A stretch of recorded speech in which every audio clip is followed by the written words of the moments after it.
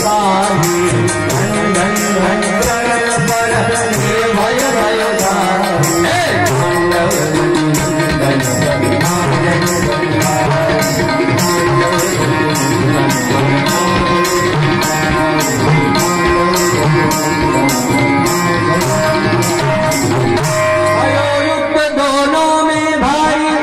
अंत में नाग हरायो रे, नागनाथ रेती में डालो, फण फण बीन बजायो रे। रमण द्वीप पे नाग भेज दियो, फण पे चिन्ह लगायो रे, फण पे चिन्ह लगायो रे।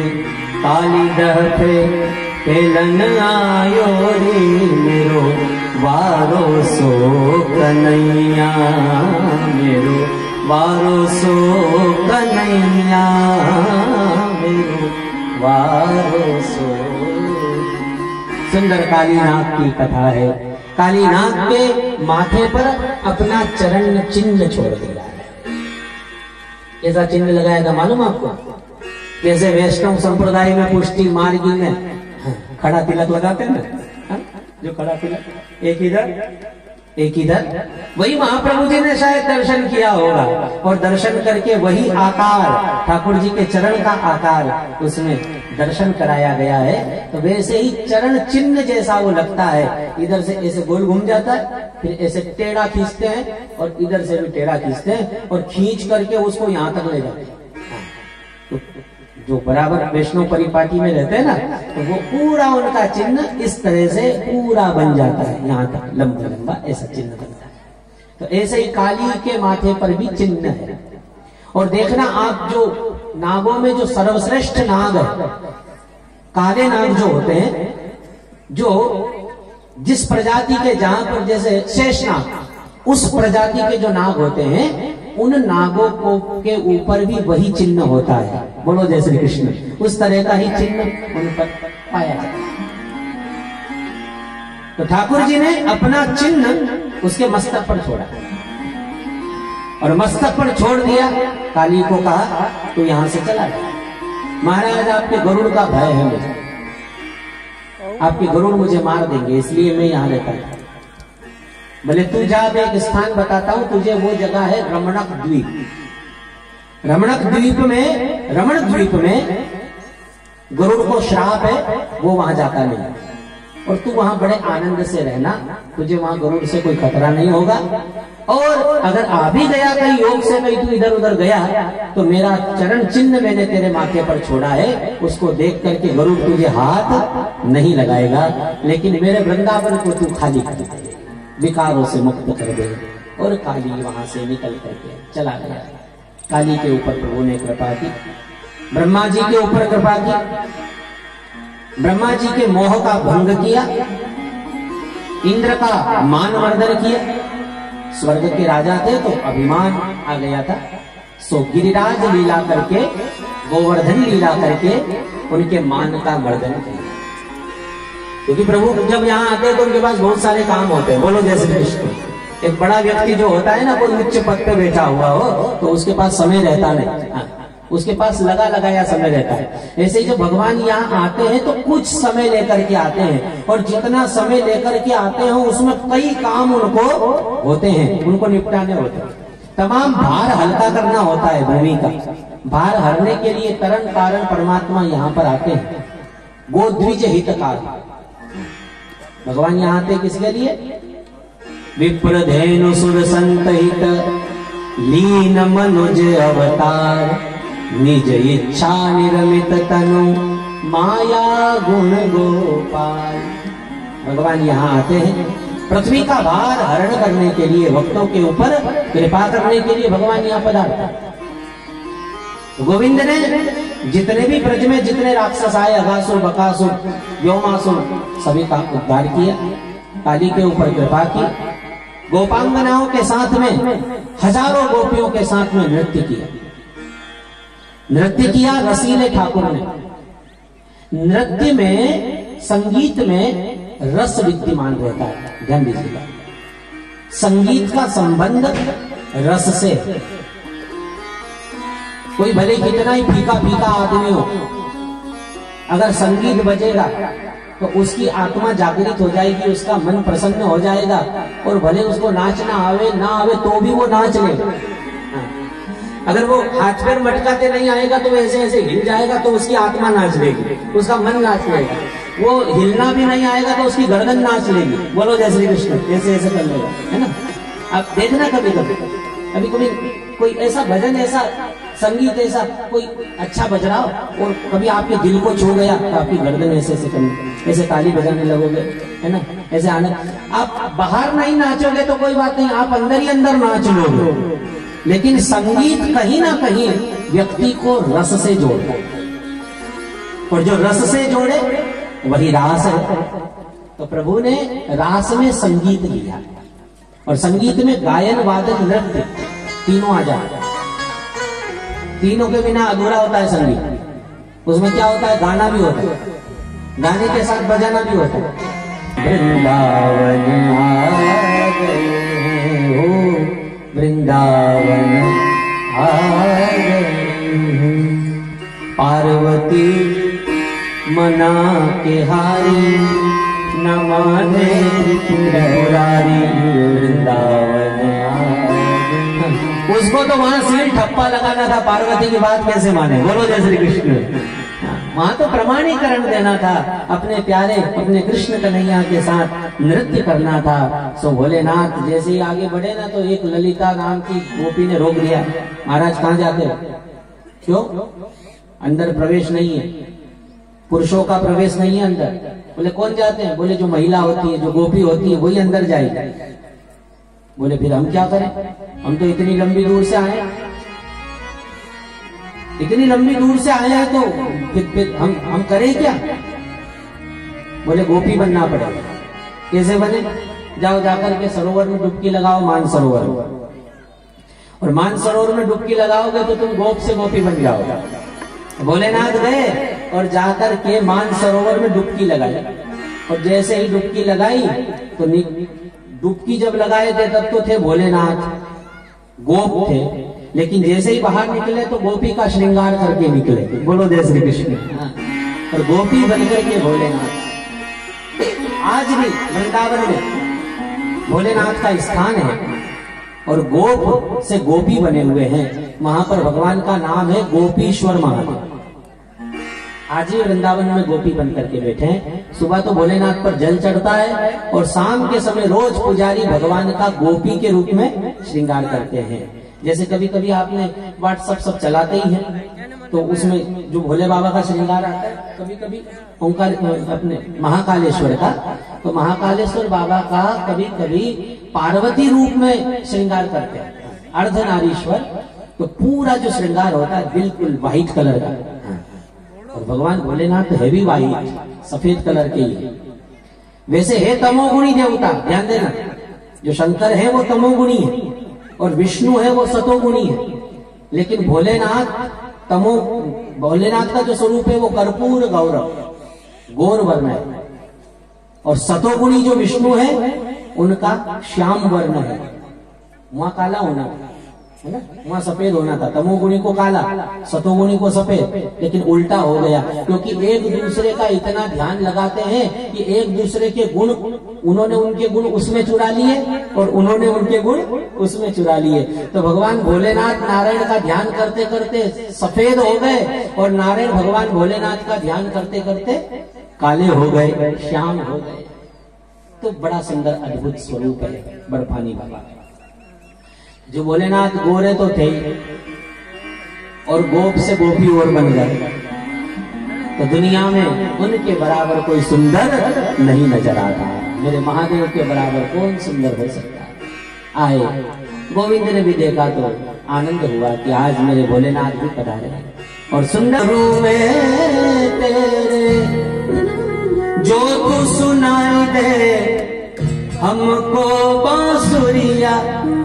गोपियों की वाणी है, सुने, बड़े प्यारे भाव है। जो तू सुनाई दे हमको बांसुरिया, माखन खिलाऊंगी तो मोरे मोहन भैया।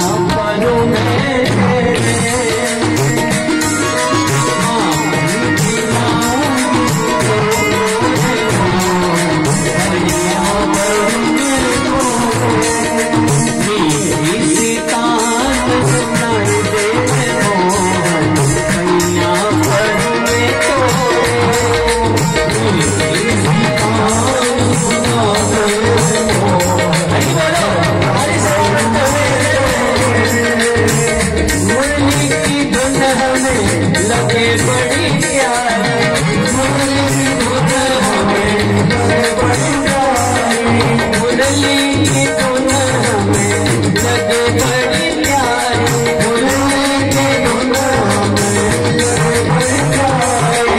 बरसात नखरे ऐसे मोहन मैया पड़ी, बरसात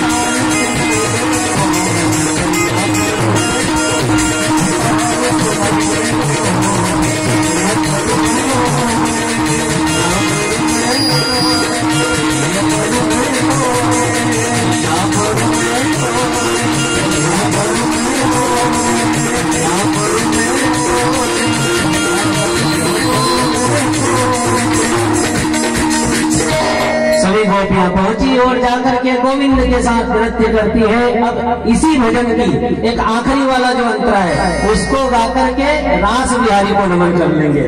तुमको खुलता रहने वाला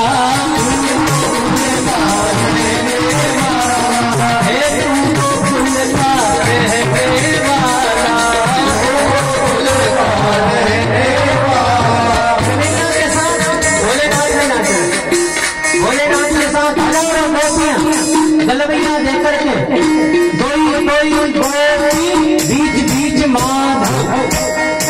कोई कोई गोपी बीच बीच मार, दो गोपी के बीच में एक कन्हैया और दो कन्हैया के बीच में एक गोपी, बड़ा लंबा एक परिक्रम जमुना मैया के पूजा।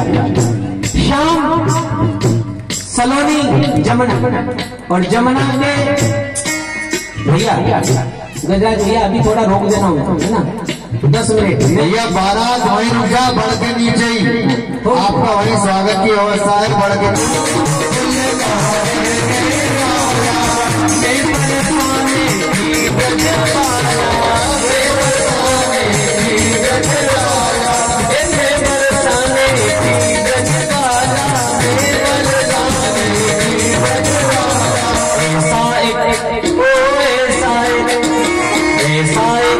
हरि बोले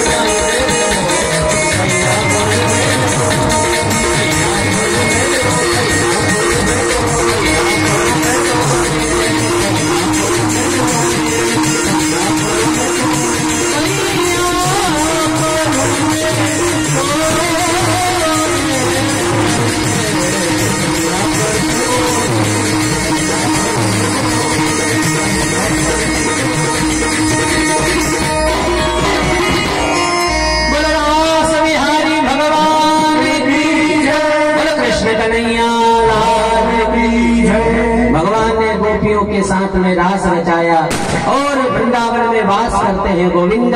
और मथुरा, सारी मथुरा उदास है और मथुरा चिंतित थी क्योंकि कंस का वास है और वृंदावन कृष्ण का वास है, तो हमेशा आनंद रस वहां बरसता था। लेकिन कंस ने सब प्रयास किया, सफल हो गया।